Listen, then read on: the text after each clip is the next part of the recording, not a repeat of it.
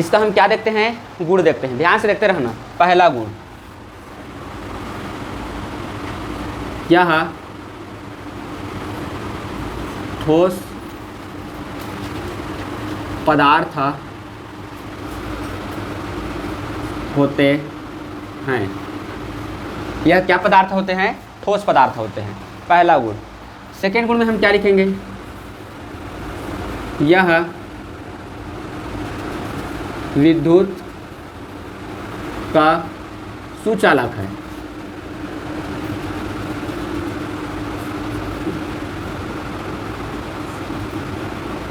यह विद्युत का सुचालक है अर्थात समझते हो, मतलब इसमें विद्युत धारा को क्या किया जा सकता है, प्रवाहित किया जाता है। क्या किया जा सकता है जी, प्रवाहित किया जा सकता है। तीसरा, यह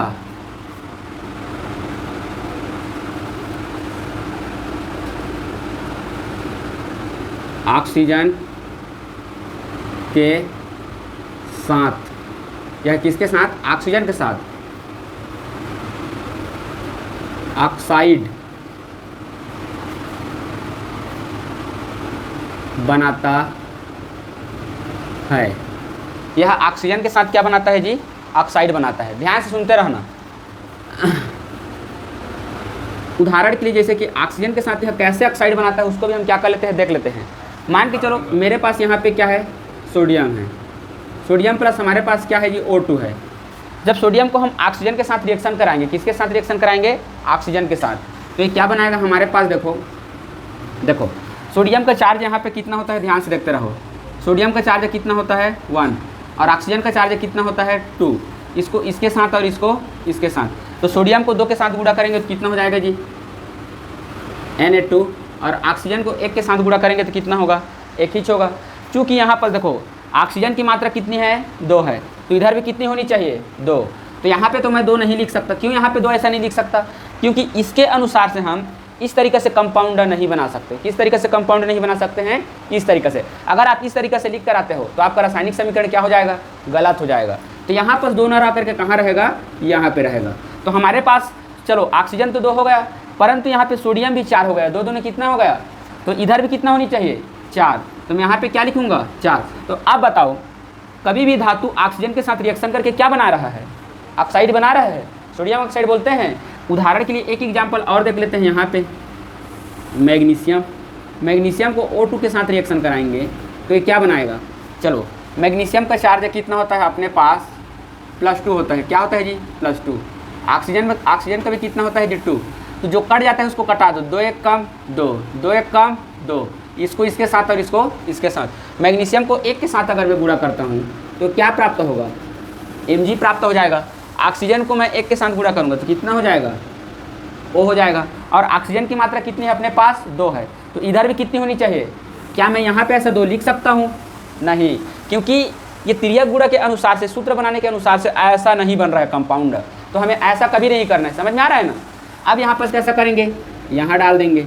अब यहाँ डालेंगे तो हमारे पास कितना हो गया, ऑक्सीजन 2 हो गया, चलो मैग्नीशियम भी कितना हो गया, लेकिन इधर भी तो मैग्नीशियम 1 है, तो इधर कितना करना पड़ेगा अपने को, 2 हो गया यहाँ पे। अब यहाँ पर देखो चौथा गुण देखते हैं, क्या देखते हैं जी, चौथा गुण। धातु में चमक पाई जाती है। क्या पाई जाती है जी, धातु में चमक पाई जाती है। धातु में क्या पाई जाती है, चमक पाई जाती है। अब यहाँ पे देखो धातु में चमक पाई जाती है, और 5वां देखते हैं हम यहाँ पर, धातु आघातवर्धनीय होता है। क्या होता है, आघातवर्धनीय। यहाँ पर देखना ध्यान से, धातु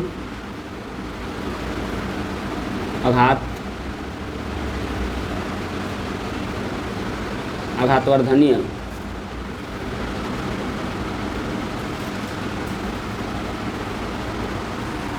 अब मैं यहाँ पे आप लोग को बता रहा हूँ आघातवर्धनीय किसे कहते हैं, ध्यान से देखते रहो। आघातवर्धनीय होता क्या चीज़ है, देखो एक चीज़ बता रहा हूँ, आघातवर्धनीय किसे कहते हैं, ध्यान से सुनते रहना। मान के चलो मेरे पास कोई से भी धातु है, जैसे कि एल्यूमिनियम है। क्या है जी, एल्यूमिनियम।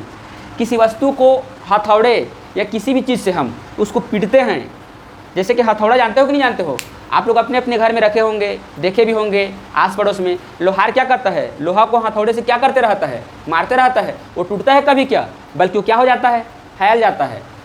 किसी भी धातु को हम हथौड़े से मारने पर वो टूटता नहीं है, अपितु क्या हो जाता है, फैल जाता है। इसी घटना को क्या बोला जाता है, आघातवर्धनीय कहते हैं। क्या कहते हैं, आघातवर्धनीय।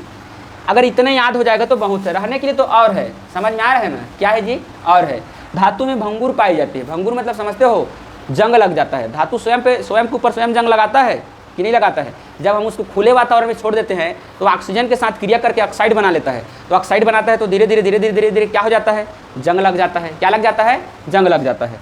तो धातु आघातवर्धनीय होता है। समझ में आ रहा है ना। देखो अब हम पढ़ते हैं अधातु। अधातु क्या होते हैं, देखो इसमें जस्ट क्या होता है, अपोजिट होता है। देखो ध्यान से, वे तत्व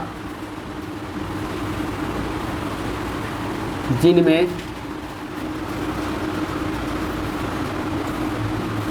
स्वतंत्र इलेक्ट्रॉन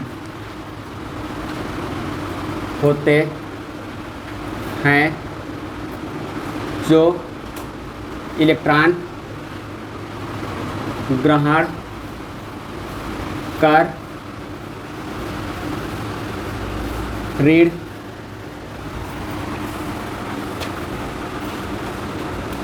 आयन बनाते हैं, क्या कहलाता है आपका, नॉन मेटल कहलाता है।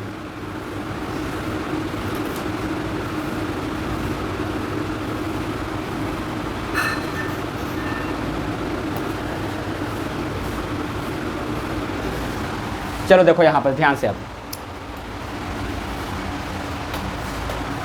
यहाँ पे क्या होता है, देखो वे तत्व जिसमें स्वतंत्र इलेक्ट्रॉन होते हैं, जो इलेक्ट्रॉन को ग्रहण करके, इलेक्ट्रॉन को क्या करके जी, ग्रहण करके, वो क्या आयन बनाते हैं, ऋण आयन बनाते हैं।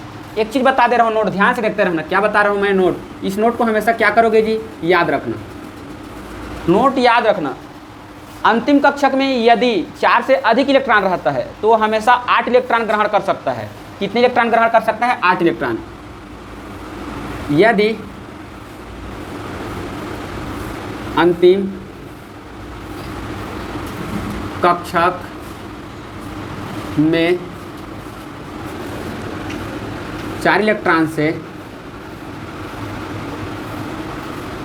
अधिक हो तो वह इलेक्ट्रॉन ग्रहण कर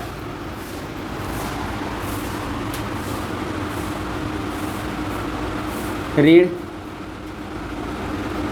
आयन बनाता है। ध्यान से देखते रहना। और कितने इलेक्ट्रॉन ग्रहण करने की क्षमता रखता है, वह 8 इलेक्ट्रॉन ग्रहण करने का क्षमता रखता है। ध्यान से देखते रहना, वह कितने इलेक्ट्रॉन ग्रहण करने का क्षमता रखता है, 8 इलेक्ट्रॉन। अब हम देखते हैं, ध्यान से देखते रहना। मान के चलो मेरे पास अधातु का हम क्या देखते हैं, एग्जाम्पल देखते हैं। जैसे कि क्लोरीन, क्लोरीन का परमाणु क्रमांक कितना होता है, 17। देखो यहाँ पे 1s 2s 2p 3s, और यहाँ कितना हो जाएगा, 3p, 2 2 6 2 5। ध्यान से देखते रहो इधर। जब मैं पढ़ाते रहूँगा तो लिखना नहीं है, मैं पहले से बता दे रहा हूँ। समझ में आ रहा है ना, क्या नहीं करना है, लिखना नहीं है। पहले अच्छा से समझ लो, उसके बाद लिखना। अब यहाँ पर देखो क्या होता है, यहाँ पे कितने हैं फर्स्ट एनर्जी लेवल में, 2 इलेक्ट्रॉन हैं। सेकेंड में कितना है हमारे पास, 8 इलेक्ट्रॉन है। और थर्ड में कितना है हमारे पास, 5 इलेक्ट्रॉन है। अब नियम के अनुसार से 5 इलेक्ट्रॉन बोलता हूँ, 7 इलेक्ट्रॉन है। कितने इलेक्ट्रॉन है, 7 इलेक्ट्रॉन। अब नियम को देखो यहाँ पर, यदि अंतिम कक्षक में 4 से अधिक इलेक्ट्रॉन है तो अंतिम कक्षक कौन सा है, ये है। तो अंतिम कक्षक में कितने इलेक्ट्रॉन है, 7 है। 4 से अधिक है कि कम है, अधिक है। तो अधिक है तो इलेक्ट्रॉन को ग्रहण करेगा, और जितना ग्रहण करेगा उतना क्या आयन बनाएगा, ऋण आयन बनाएगा। लेकिन वो कितना ग्रहण कर सकता है, यहाँ पे लिखा है उसका क्षमता कितना रहता है, अंतिम कक्षक में 8 इलेक्ट्रॉन से अधिक नहीं रख सकता। तो इसके पास कितना है, 7 है। तो 7 है तो एक क्या करेगा, किसी दूसरे से उधार लेगा, वो क्या लेगा, उधार। तो उधार लोगे तो आप क्या रहोगे, रीडी रहोगे कि नहीं रहोगे। तो उसी प्रकार से यहाँ पे देखो ये 7 है तो एक इलेक्ट्रॉन क्या करेगा, यहाँ ग्रहण करेगा। इसलिए क्लोरीन हमेशा क्या आयन होता है, -1 दर्शाता है। क्या दर्शाता है जी, -1। एक उदाहरण और देख लेते हैं, ऑक्सीजन। ऑक्सीजन हमारे पास देखो 1s 2s 2p, यहाँ पे कितना है, 2 2 4, यहाँ पे कितना हो जाएगा, 2 हो जाएगा, और यहाँ पे कितना हो जाएगा, 6। अब बताओ इसका वैलेंस शेल में 6 इलेक्ट्रॉन है, क्या ये 4 से अधिक है या कम है, अधिक है। जब अधिक रहेगा तो क्या करेगा, वह ग्रहण करेगा। और कितना ग्रहण करेगा, 2, तभी तो 8 होगा। तो ये कितना आयन बनाएगा, ऑक्सीजन कौन सा आयन बनाएगा जी, -2 आयन बनाएगा। क्या आयन बनाएगा, -2।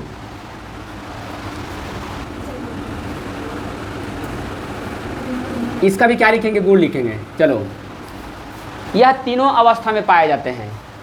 देखो यह तीनों अवस्था में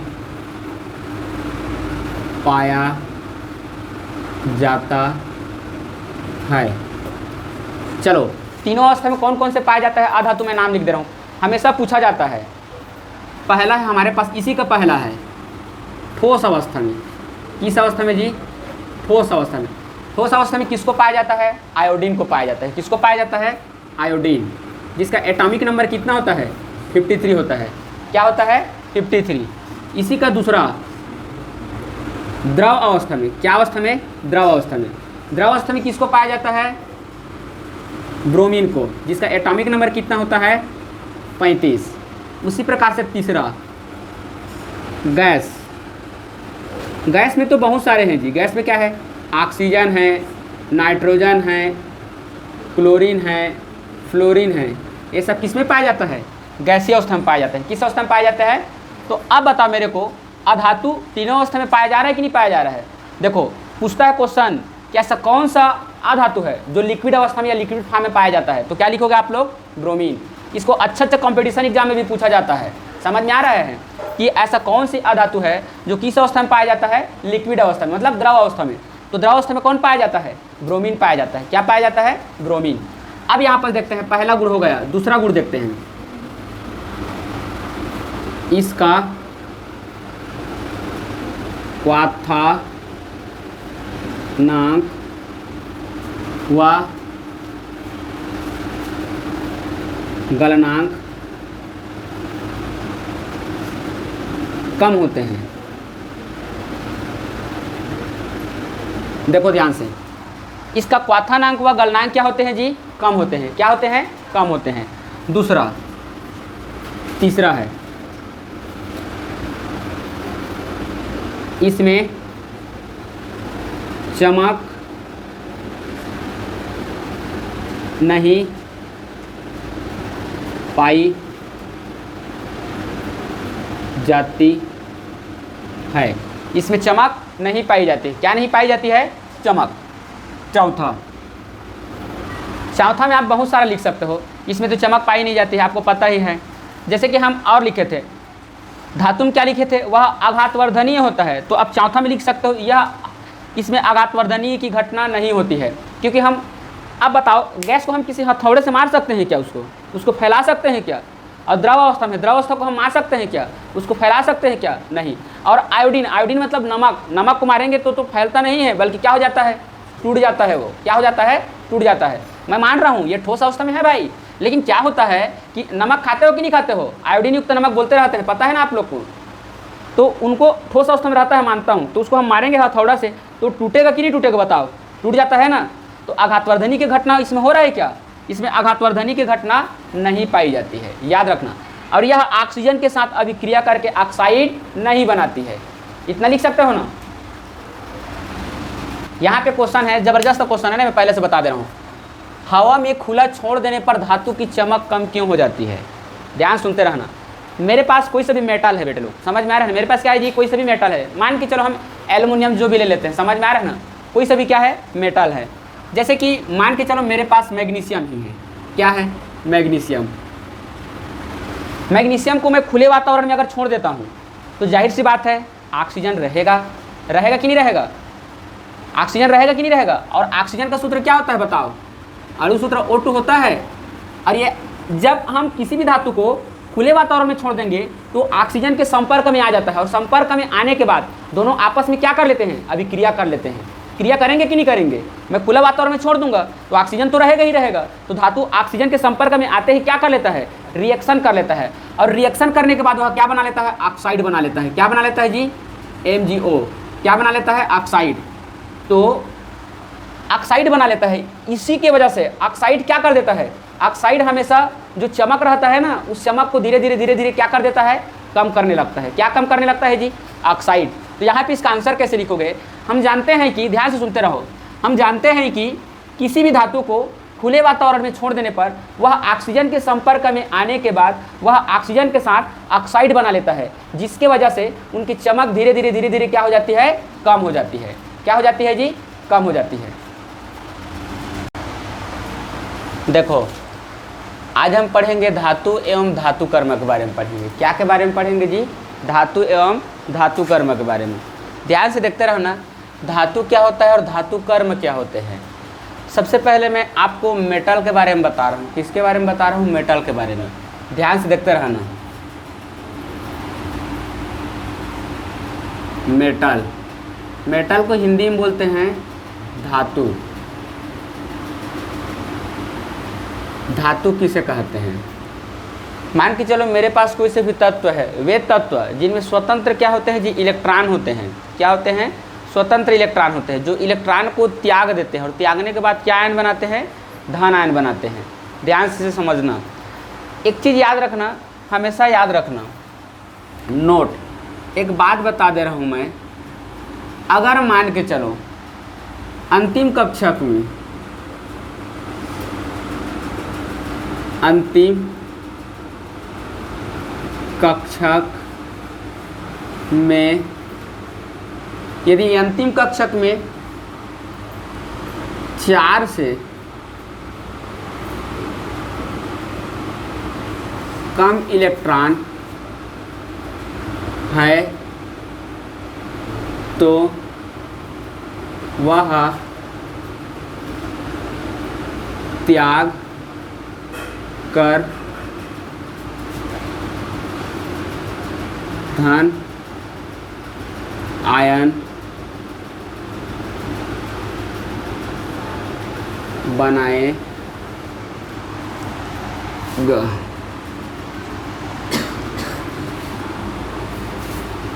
देखो अगर अंतिम कक्षक में 4 से कम इलेक्ट्रॉन है, किससे कम इलेक्ट्रॉन है जी, 4 से कम इलेक्ट्रॉन है, तो इलेक्ट्रॉन त्याग करके क्या आयन बनाएगा, धन आयन बनाएगा। तो हमारे पास देखो, ध्यान से देखते रहना, मान के चलो मेरे पास क्या है, यहाँ पे सोडियम ले लेते हैं। क्या ले लेते हैं, सोडियम। ध्यान से देखते रहना, क्या ले लेते हैं, सोडियम। अब सोडियम में ध्यान से देखते रहो क्या होता है, 1s 2s 2p 3s। तो हमारे पास कितना हो गया, 2 2 6 1। देखो यहाँ पे 1 है तो हम क्या मानेंगे, इसको फर्स्ट एनर्जी लेवल मानेंगे। क्या एनर्जी लेवल, फर्स्ट। ये कौन सा एनर्जी लेवल है, ये सेकेंड। अरे कौन सा है, थर्ड है। अब बताओ 72वें कक्षक अर्थात अंतिम कक्षक में कितने इलेक्ट्रॉन हैं, 1 इलेक्ट्रॉन है, तो क्या करेगा, त्याग देगा। क्योंकि इस नियम के अनुसार से नोट लिखवाया हूँ, उसके अनुसार से क्या बोल रहा है, यदि अंतिम कक्षक में 4 से कम इलेक्ट्रॉन है तो ये अंतिम कक्षक है, अंतिम कक्षक में कितने इलेक्ट्रॉन है, 4 से क्या है, कम इलेक्ट्रॉन है। 1 इलेक्ट्रॉन है तो ये 1 इलेक्ट्रॉन को क्या कर देगा, त्याग देगा। 1 इलेक्ट्रॉन को त्याग करके क्या बनाएगा, वह धन आयन बनाएगा। क्या आयन बनाएगा, वो जितना इलेक्ट्रॉन को त्यागेगा उतना क्या आयन बनाएगा, धन आयन। और जो धन आयन बनाते हैं वही क्या कहलाते हैं, आपका धातु कहलाते हैं। क्या कहलाते हैं जी, धातु कहलाते हैं, याद रखना। तो हमारे पास सोडियम, यहाँ पे देखो सोडियम कितना इलेक्ट्रॉन त्याग रहा है, बताओ, 1 इलेक्ट्रॉन त्याग रहा है। उसी प्रकार से एक और उदाहरण के तौर पर हम समझते हैं, एल्यूमिनियम समझते हैं। क्या, एल्यूमिनियम।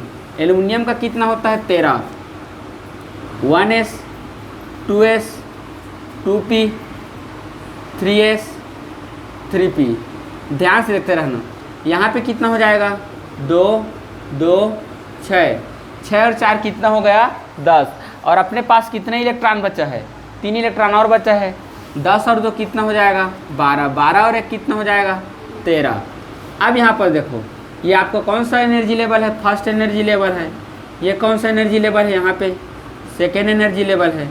ये भी 3 है, ये भी 3 है। देखो तो ये कौन सा एनर्जी लेवल होगा जी, तीसरा। तो यहाँ पे कौन सा हो जाएगा, थर्ड हो जाएगा। तो अब बताओ मेरे को इसके भी वैलेंस शेल में कितने इलेक्ट्रॉन हैं, यहाँ पे बताओ 3 इलेक्ट्रॉन हैं। कितने इलेक्ट्रॉन हैं 3 इलेक्ट्रॉन।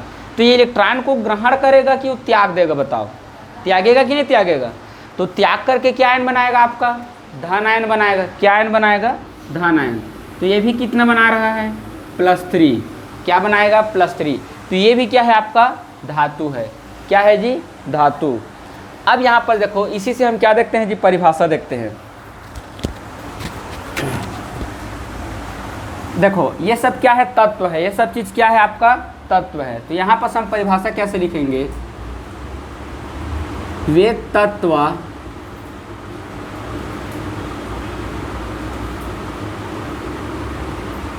जिनमें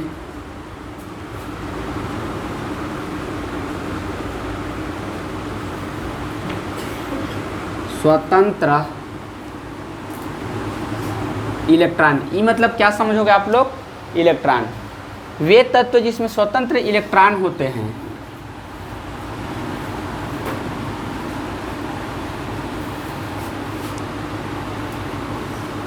जो इलेक्ट्रॉन त्याग कर धन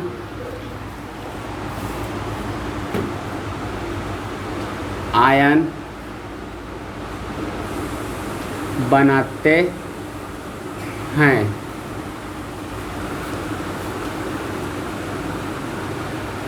मेटल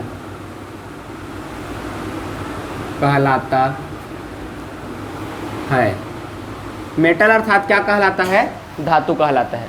वे तत्व जिसमें स्वतंत्र इलेक्ट्रॉन होते हैं, जो इलेक्ट्रॉन त्याग करके धन आयन बनाते हैं, क्या कहलाता है आपका, मेटल कहलाता है। क्या कहलाता है जी, मेटल।